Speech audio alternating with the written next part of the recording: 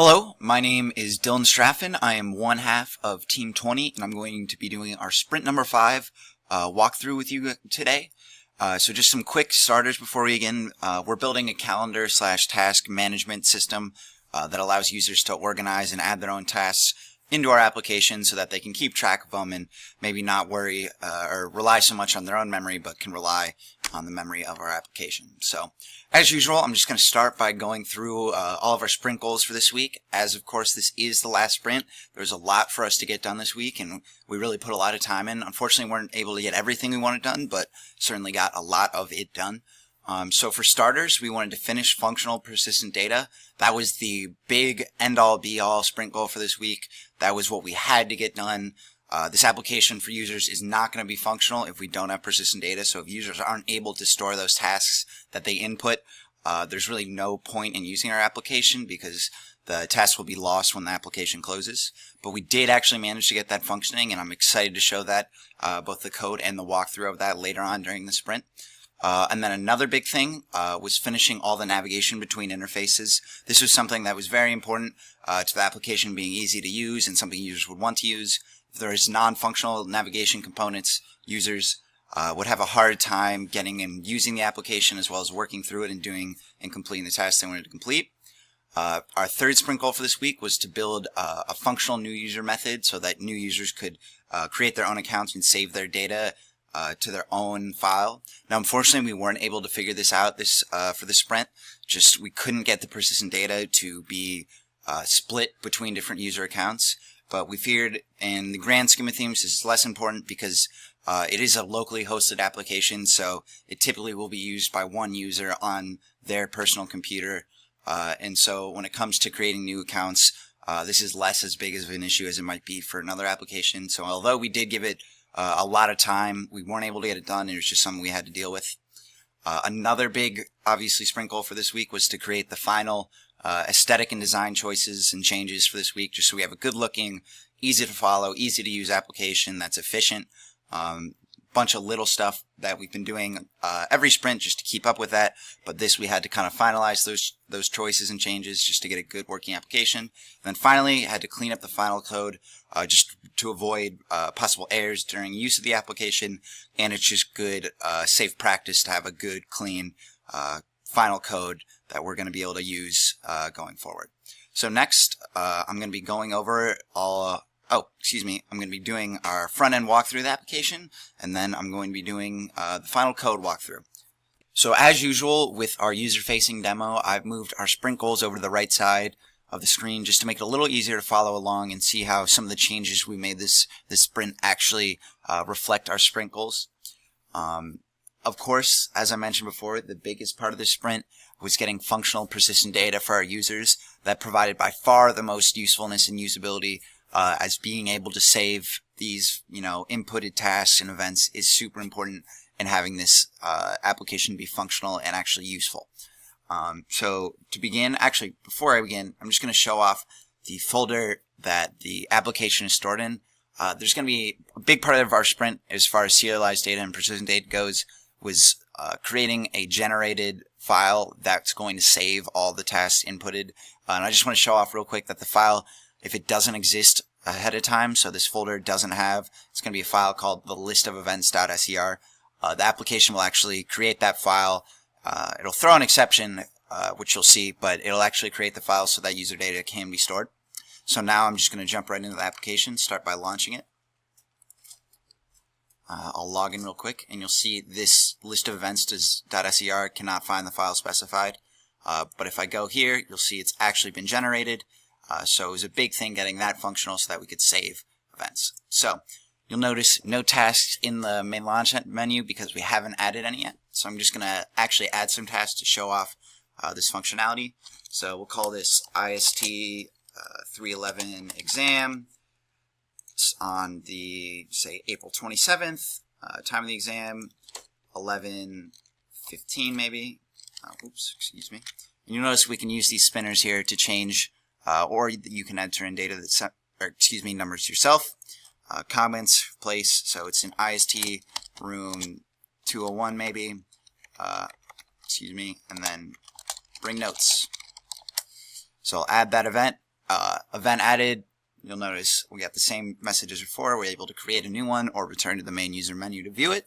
So I'm just going to add another one just to show off functionality works for multiple different events.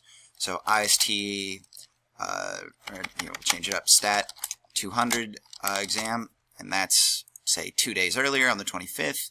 It's at 11, or we can use 24-hour time.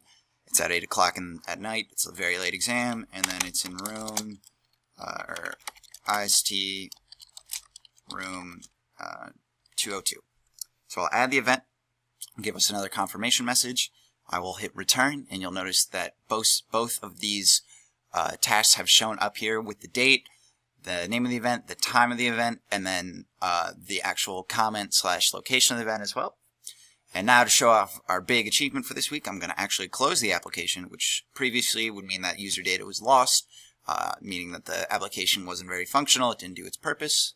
But instead, I'm going to relaunch the application. You'll notice when I log in, there's no error message because that file has been created. And then you'll notice also that these previously added tasks are still there.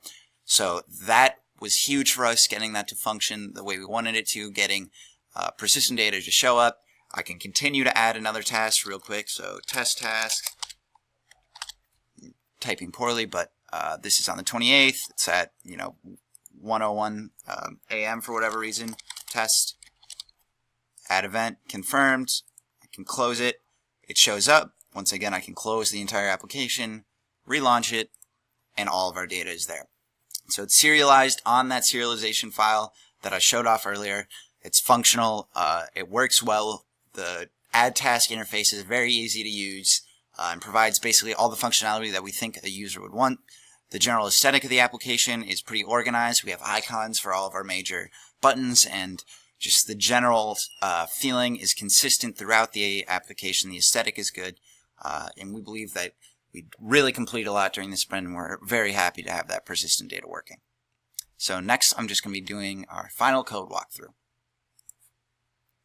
Okay, now, so for this code walkthrough, just like the front-end facing demo, the main thing I'm going to be talking about is that functional persistent data, because as I've been saying, that's by far the biggest part of the sprint and provides our users by far the biggest amount of usability for the application itself.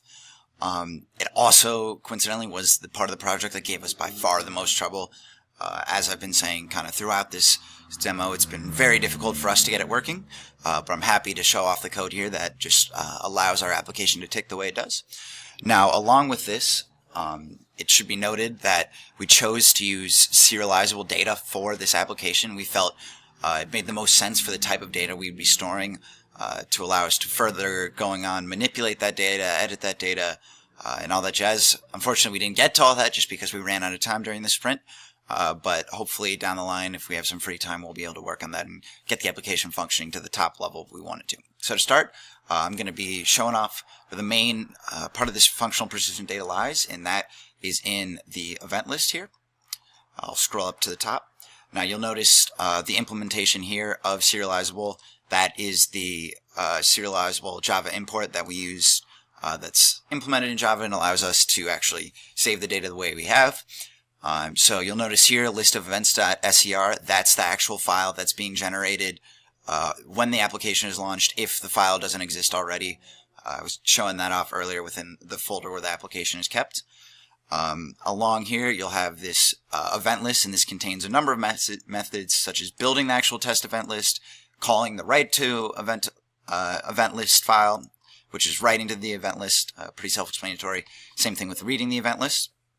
This is building the actual test event list for the application. This is just some other stuff that allows us to test it. This is the big kind of read of the file. So you'll notice a number of things here. First of all, if the file doesn't exist, we catch a number of exceptions, print a stack trace, just so the application doesn't run into issues when that file maybe is deleted or doesn't exist in the first place. Some confirmation messages saying that the file exists. The creation of a file input and output stream, which allows us to actually write to the file as well as read from the file. The list of events, and that's just the array list here that we actually are saving all of our data to. And then similarly to there's a read event list file, we also have of course, a write to event list file, which kind of is the counterpart to that functional system of reading and writing our serializable data. So you notice same thing, file output stream, object output stream, writing the objects to the list of events, closing it, catching exceptions if there's issues with the input output.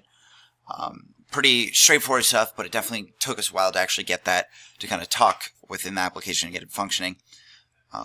And then here, this is the actual writing of the strings and grabbing the list of events and returning those strings just so we can view them within the application. And this is done eventually through the event control, which you'll see here the create event. That's the major method that's being called when a new event is added. And that is kind of the big thing that allows us to actually write these new dates, new times, or excuse me, new names, new times, new places. Very important. And the main way this is kind of implemented, and I guess called, so to speak, is through our Create UI, through an action listener for the add event button. And now I've showed this off kind of in previous sprints and kind of the code behind it, so a lot of this logic is not new. This is just the actual data being pulled from all of those interface inputs that are given to the user.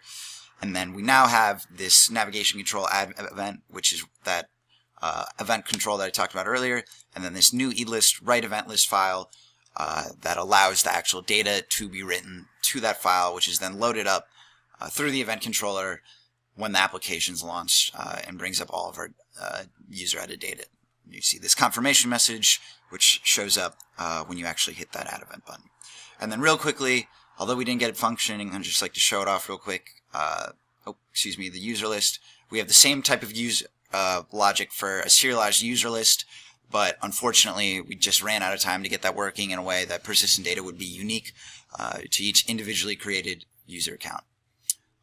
But overall, that was the majority of our coding this week, was getting that to function without throwing a ton of errors and causing the application to crash. Personally, for my partner and I, this was the first time ever working with serializable data, really working with persistent data at all, so it was certainly very troubling to get working, but it was big in terms of serving our users, getting our users to actually be able to write their own events to the list and read those events later on, which is really the core use case functionality of our application. So we're very happy to have accomplished it during the sprint. We do wish we had more time to get more done, but we're happy with what we've done, and we've worked hard to get it functioning. So as far as this actual sprint demo, I think that just about displays the majority of stuff we've done. Of course, there's some smaller aesthetic stuff that I could show, but it would be pretty minute, just lines of code. So I think it's easier just to see it in the frontward-facing demo. But yeah, thanks for watching our sprint demo. This has been Team 20. Thanks again.